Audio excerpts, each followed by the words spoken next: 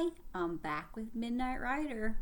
If you remember when we left off, Hannah was being sent by her Aunt Phoebe to go live in Boston as a servant for a family for General Gage, and she was not happy. And Aunt Phoebe, we thought, was kind of mean. It seems like she's punishing Hannah for riding her horse Promise. I'm not quite sure that Aunt Phoebe likes having to take care of a child. So we're going to read chapters 3 and 4 today and find out what happens. Chapter 3 is called Omen. It says, Hannah sat on a bench outside the general store where she was to meet the Gage's carriage. She inhaled the fragrance of the flowers Will had given to her. It wasn't long before a wagon drew up and stopped. 2 women were seated together in the back seat. The driver climbed down. Are you Hannah Andrews? He asked. Yes, sir. I'm Isaac Monroe. I work for General Gage. We've come to take you to Boston. He tossed Hannah's carpet bag in the back with some other luggage. Climb aboard. Hannah took the only empty place, behind the driver, facing the rear. Back in his seat, Isaac clicked the reins, and the carriage moved down the hard-packed dirt street. The bouncing dray and the horse's hooves seemed to beat out the rhythm of Mrs. Tarrant's words over and over again. Everyone knows the real reason. The real reason. The real reason. One of the women sitting opposite Hannah nodded stiffly. She was a large-boned woman with dark auburn hair and a long, thin nose that came to a point precisely at the bow of her top lip. I am Lydia Perkins, the one who arranged for you to come with us to Boston. I am an old friend of your Aunt Phoebe. General Gage employed me while he was living at the Hooper House in Danvers and working in Salem. I am the household overseer, and now I will be in charge of all the servants at Providence House. Hannah nodded and smiled faintly. The other woman leaned over and touched Hannah's hand. Catherine Squires is my name. I was a cook for the governor at the Hooper House, but now I'll be working at Providence House. She was plump and soft-looking. She gazed at Hannah with kind gray eyes. Is this the first time you've been away from home? You seem so young. I'm 14. Can you imagine being 14 and sent to live away? She's old enough to be indentured, Lydia snapped defensively. I would have never arranged if she were under 14. We need someone who is old enough to work. Oh, of course you wouldn't, Miss Lydia, Catherine said quickly. What do you mean I'm indentured? Hannah asked. Catherine gasped. Oh my, didn't your parents tell you? My mother and father are both dead. I have only an aunt. She's the one who arranged all this. Hannah looked down at her hands. Lydia frowned. You were under obligation to work for General Gage and his wife for 7 years. She reached into a satchel and pulled out a packet of papers, which she thumbed through. Then she thrust one at Hannah. Read this. You can read, can't you? Of course I can read, Hannah said hotly. Or wait till say hotly. Of course I can read, Hannah said hotly. She unfolded the document. The contract is between Miss Phoebe Andrews, guardian of Hannah Andrews, a niece and minor destitute orphan, having no estate for her maintenance and education. Hannah looked up. Destitute? Having no estate? Does that mean I have no money? When Miss Lydia nodded, Hannah said, But my father left money for my mother and me. Aunt Phoebe knows that. And when Mama was dying, she said to Aunt Phoebe that Aunt Phoebe would take care of me. What did she do with the money? That's no concern of mine, Miss Lydia said. Your aunt said you had no money. Hannah frowned and read on. Between Miss Phoebe Andrews, guardian of Hannah Andrews, a niece and minor destitute orphan, having no estate for her maintenance and education, and Miss Lydia Perkins, overseer of the household of His Excellency, the Governor of Massachusetts. Her eyes skipped over the legal terms, such as witnesseth and aforesaid, and focused on does hereby put, place, and bind Hannah Andrews to Lydia Perkins to learn the art of housekeeping, cooking, washing, ironing, sewing. Why do you need to teach me these things? I already know them. Not to the satisfaction of your aunt, evidently, Miss Lydia said. If you keep reading, you'll see where it says, until she reaches the age of 21. Now you understand, you are 14 and you are indentured until you are 21. Miss Lydia pointed to the next paragraph. Read this part. Hannah read again. During all of which time the said Hannah Andrews shall well and faithfully serve the household of Governor Gage, and everywhere and at all times obey his lawful commands. She shall do no damage to General Gage, nor willfully suffer any to be done by others. What kind of damage could I do to General Gage? Hannah asked.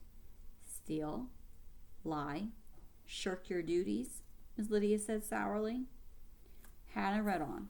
She shall not absent herself from the service of her master, but shall in all things behave and conduct herself as a good and faithful servant during the term aforesaid. This is all well and good for the Gage household and for Aunt Phoebe, but what advantage is it to me? Such impertinence, Miss Lydia snapped.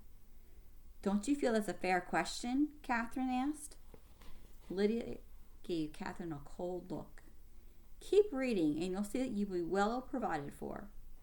Hannah continued, this time reading aloud. And Lydia Perkins, as household overseer for Governor Gage, does hereby promise and agree to teach and instruct the said Hannah Andrews, or cause her to be taught and instructed in the art and business of housekeeping, as well as in reading, writing, and arithmetic, and to well and faithfully provide sufficient meal, drink, clothing, lodging, and all other necessaries during the 7 years of Hannah Andrews' servitude. You see, Miss Aunt Lydia said haughtily, you'll be well provided for, and you will gain an education by working in the Gage's household. I already know how to read and write, and some, Hannah said. Then things should go easier for both of us, Lydia said. The document was signed by both Lydia and Phoebe and dated August 10th, 1774. Only 1 week ago. How Hannah's life had changed in such a short time. No one asked me if I wanted to go away and learn the art of housekeeping, Hannah said. I didn't sign the document. Of course not, Miss Lydia snapped. You are a child, and your aunt is your guardian. She signed this indenture and received £50 as a fair binder to seal the contract. £50. So that was the real reason Aunt Phoebe did this. That's what Mrs. Tarrant had meant. Aunt Phoebe had sold Hannah just as she had sold Promise, and she was keeping the money for herself. Am I a slave? Hannah asked. Of course not. This is a business arrangement, and there are many benefits. You will have a place to live, food to eat, clothing, and education, and you will work for General and Mrs. Gage until your time is finished. Miss Lydia snatched the document away from Hannah and folded it back into her pocket. Then you can do whatever you want. Catherine reached over and patted Hannah's hand. Hannah looked away. She wanted to cry. She reached into her pocket, pulled out her mother's ring, and placed it on her finger. It was comforting to wear it. Catherine seemed to read Hannah's thoughts. God is watching over you, Hannah. Be strong, and he will help you and show you the way. As they passed through the town, Hannah saw the carriage maker, Mr. Skidmore, whom everyone called Old Skid, talking with Parson Bernard. Hannah played with his children. He and the parson looked up as the carriage approached. Goodbye, Hannah, Old Skid bellowed. He pointed to Hannah and said something to Parson Bernard. God be with you, my child, Parson Bernard called. As they came closer to the bridge that crossed the North River, Miss Lydia pointed to a cannon on a grassy knoll. I hope that cannon will never turn against our mother nation, England. Mrs. Tarrant lived in the last house before the bridge. As the carriage neared her house, she ran out with a bundle. Here, stop! She called out to Isaac, who pulled back on the reins. She handed the bundle up to Hannah. For you, my dear, she said, to eat on the way. Isaac clicked his tongue and the horses started up again. Thank you, Mrs. Tarrant. Goodbye, Hannah called. She opened the muslin and found slices of plum cake, which she offered to the women in the carriage. Miss Lydia took a portion and ate it daintily, but Catherine declined the cake Hannah held out to her. You keep it. You may be hungry later, she said. Hannah broke off a piece of the heavy cake, but even the luscious plums seemed bitter to her. They rode along in silence for a long while. What did your father do? Catherine asked. He was a fine cabinet maker, Hannah answered proudly. He made lovely tables and chests, and his work is well known in the colony. I've never been to the Providence House, but I've heard the building is quite glorious, Catherine said. It is magnificent indeed, Lydia answered. It was built 100 years ago. I suppose Governor Gage will have formal dinners and parties, Catherine said.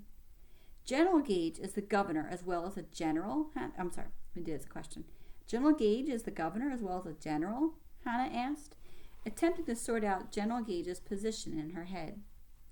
He is the royal governor of Massachusetts, appointed by the king, Miss Lydia said, as well as commander-in-chief of British America. Don't you know anything? Hannah slouched into her seat. Don't you know anything? She was tempted to imitate Lydia's nasal voice, but knew better than to provoke the woman, whose tongue seemed as sharp as her pointed nose. Instead, she watched fences, milestones, forks, and signs, trying to seal them in her memory. Some day she might escape and find her way back to Salem and to Promise. She listened for a time as Lydia chatted idly to Catherine about Mrs. Gage. Margaret Kemble Gage was American, born into a wealthy family in New Jersey. Even though Mrs. Gage was married to General Gage, who was a British nobleman, the British repeatedly gossiped about her, and the Americans often belittled her husband. I'm sure it's difficult for an American to be married to a British general, Catherine commented. Hannah yawned and leaned back. The warm sunshine, the clomping of the horse's hooves, and the swaying of the wagon soon lulled her to sleep. The sun was at a different angle when Hannah felt someone nudge her. Wake up, Miss Lydia ordered. We're going to be taking the ferry. From now on, don't think you can nap whenever you wish. Laziness will not be tolerated.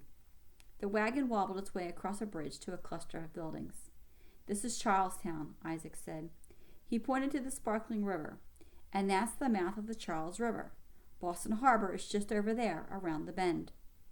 Hannah felt a prickle of excitement. Large frigates and long boats lined the harbor and bobbed on the blue waves.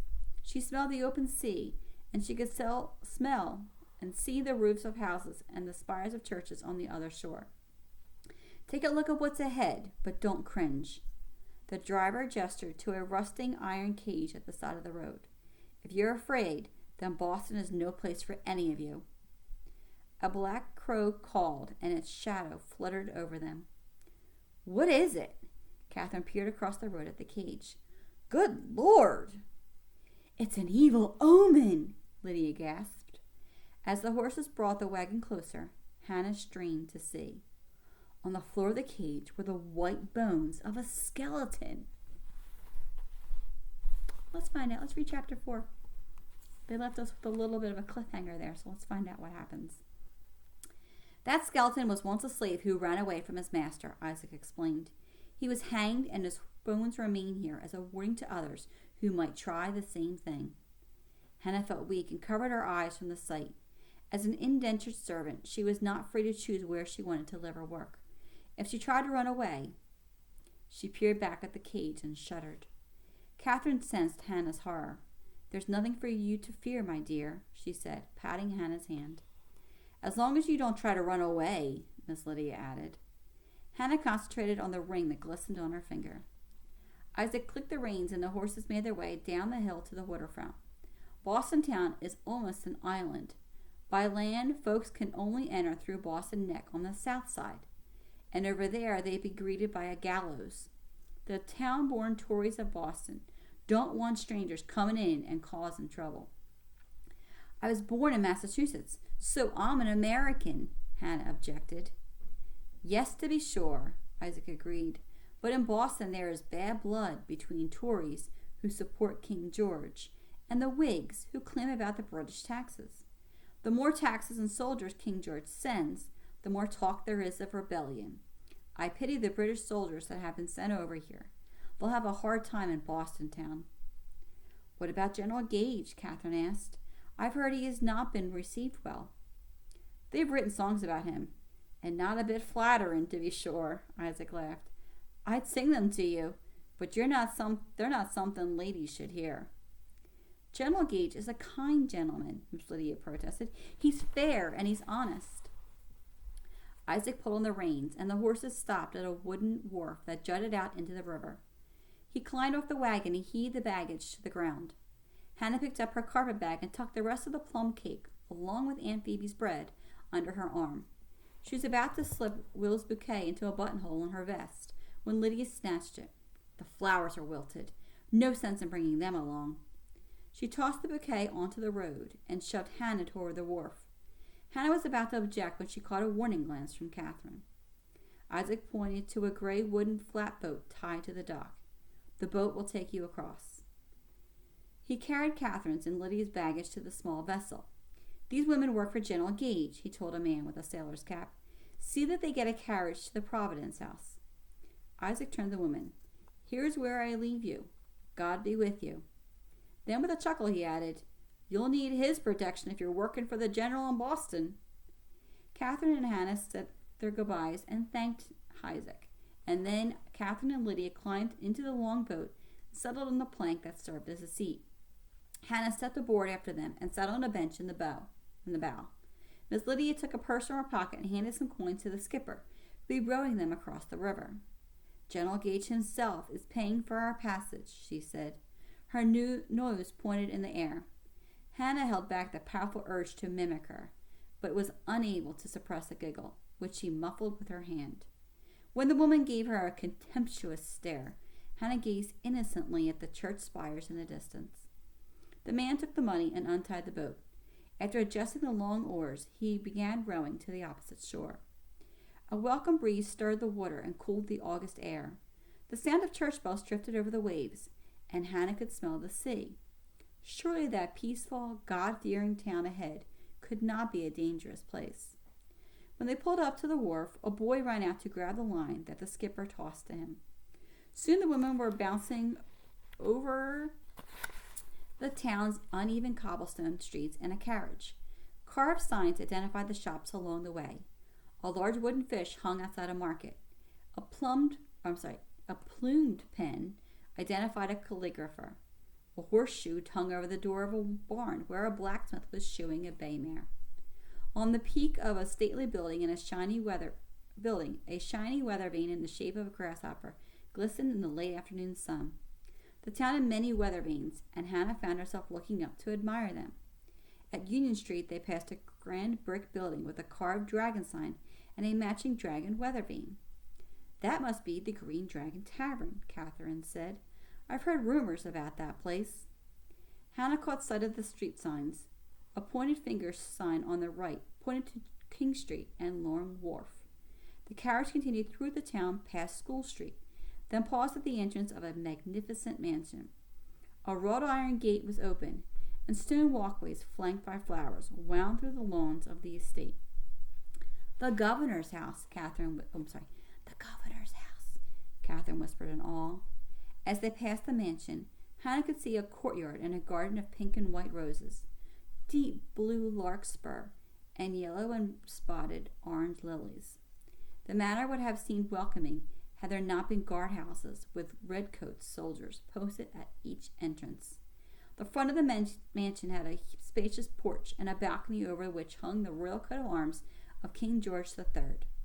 Hannah could make out the words, Dieu et mon droit. What do those words mean? Hannah asked. They're French for God and my right, Catherine answered. Miss Lydia spoke up. God himself has given the king the right to rule the empire. So anyone who rebels against the king is rebelling against God. The carriage turned up a side street to an alley that led behind the mansion. Hannah raised her eyes to the immense cupola, where a gilded weather vane adorned the roof. This one was in the likeness of an Indian with a bow and arrow. Catherine leaned over to Hannah. I've heard a tale that one day at noon the Indian will shoot his arrow, and that's when the British redcoat soldiers will leave. Maybe it will happen while we are here, Hannah replied. I hope we see it. Nonsense, Miss Lydia said with a snort. She drew herself up in her seat. That's rebel talk. Be careful of what you say. The carriage passed another guardhouse and stopped between the rear of the manor and a long wooden building. The doors were open, and Hannah could smell horses and hay. Horses! She strained to see inside. As the women climbed down from the wagon and the driver began removing their bags, Hannah ran to the stable door. She glanced back to where Lydia and Catherine were talking to another woman. Then she darted boldly into the shadowy stable. Dozens of stalls lined both sides of a central dirt passage.